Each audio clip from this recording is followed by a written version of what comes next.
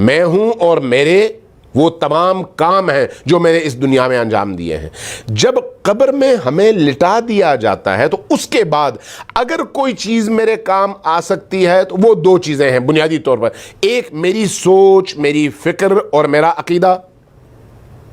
اور دوسری چیز میرا عمل۔ یہی دو چیزیں ہیں جو قبر میں میرا ساتھ دیں گی، اس کے علاوہ اور کوئی چیز میرا ساتھ نہیں دے سکتی۔ تو قبر میں جہاں پر میرا عقیدہ میرے ساتھ دے گا، وہاں پر اس حوالے سے میں بھی مطمئن ہوں، آپ بھی مطمئن ہیں کہ ہم نے اللہ کی وحدانیت کا علم اٹھایا ہے اور لا الہ الا اللہ کہہ کر، محمد الرسول اللہ کہہ کر اللہ کی وحدانیت کے دائرے میں داخل ہوئے ہیں، اور رسول اللہ کی رسالت کو ہم نے قبول کیا ہے۔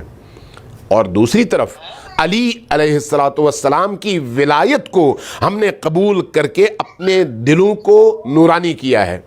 یہ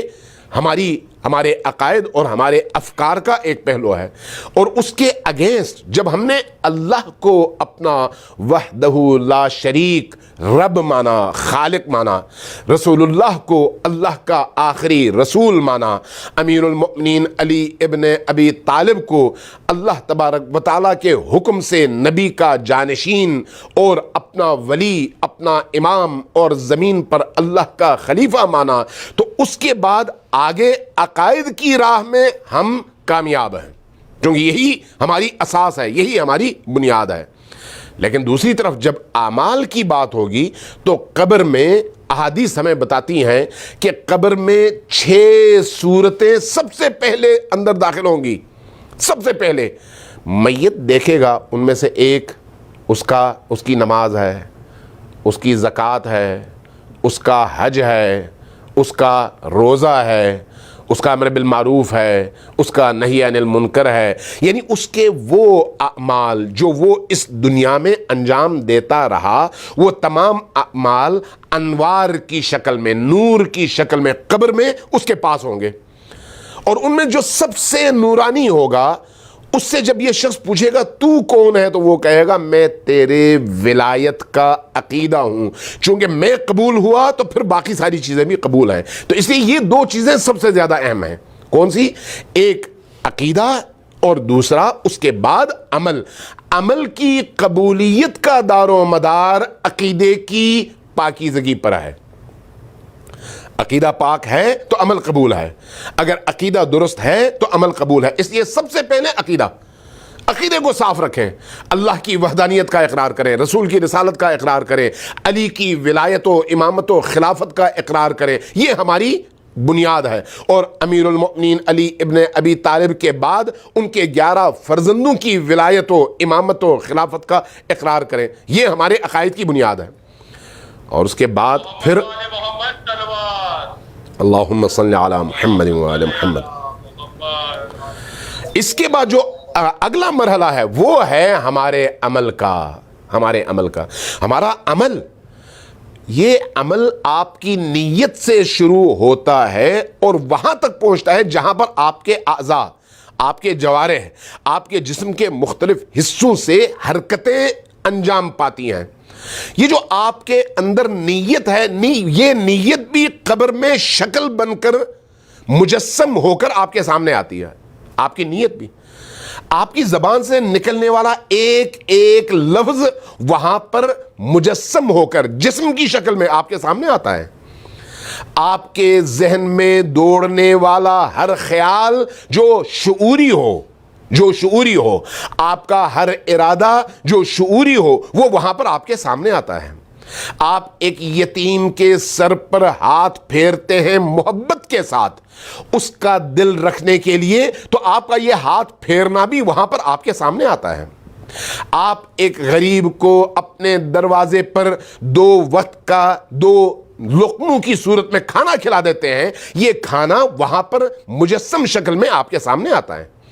آپ ایک سوکھے ہوئے درخت کو، پیاسے درخت کو پانی پلاتے ہیں، باقی جانور، باقی مخلوقات ایک طرف، ایک خشک درخت کو جو پیاسا ہے، جو سوکھ رہا ہے، اس کو اگر آپ پانی دیتے ہیں اور اللہ کی نیت سے دیتے ہیں، تو یہ آپ کا درخت کو پانی دینا وہاں پر آپ کے سامنے آتا ہے۔ آپ اگر کسی پیاسی چڑیا کو، جو آج کے گرم موسم میں آپ پرندوں کو دیکھتے ہیں وہ بڑے پیاسے ہوتے ہیں، اگر آپ اللہ کی مخلوق کی مدد کی نیت سے، اللہ کی رضا کی نیت سے اس پیاسے پرندے کو پانی دیتے ہیں، وہ آپ کے سامنے آتا ہے۔ جب آپ اپنے والد یا اپنی والدہ کے چہرے کی طرف محبت سے دیکھتے ہیں، یہ روایات میں بیان کر رہا ہوں، میں کوئی اپنی طرف سے خطابت نہیں دکھا رہا یا الفاظ کو جوڑ کر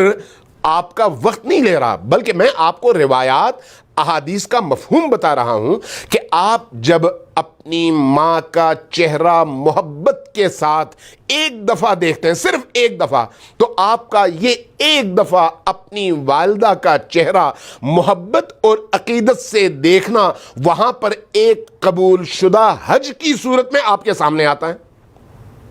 آپ ذرا اندازہ لگا سکتے ہیں کہ اللہ تبارک و تعالیٰ نے ہماری نجات کے لیے کتنے بڑے بڑے دروازے کھولے ہوئے ہیں۔ بدقسمت ہے وہ انسان جو اتنے بڑے بڑے دروازوں کے کھلے ہونے کے باوجود ان دروازوں سے استفادہ نہ کر سکے اور جہنم کی طرف جائے۔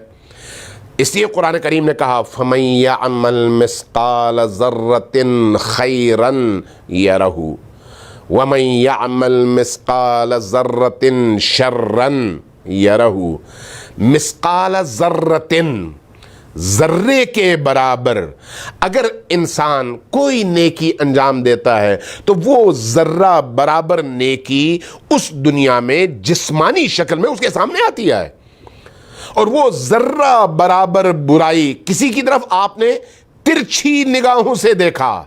ترچھی نگاہوں سے، جس سے اس کو تکلیف ہوئی، وہ تکلیف وہاں پر تکلیف بن کر، تیر بن کر، زہر بن کر، سانپ کا پھن بن کر، کسی ایسے جاندار یا کسی ایسے موذی کیڑے کی شکل میں جو آپ کو کاٹے، وہاں پر آپ کے سامنے آتا ہے۔ وہ آپ کی ایک ترچھی نگاہ ہوتی ہے،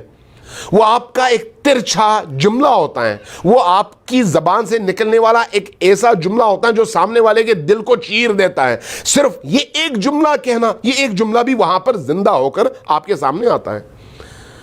اگر ایک انسان اس عقیدے کو، اس قرآنی حقیقت کو مان لے اور یقین کر لے کہ ہاں وہ دنیا ایک ایسی حقیقت کی دنیا ہے، تو اس کی یہ دنیا بدل جاتی ہے۔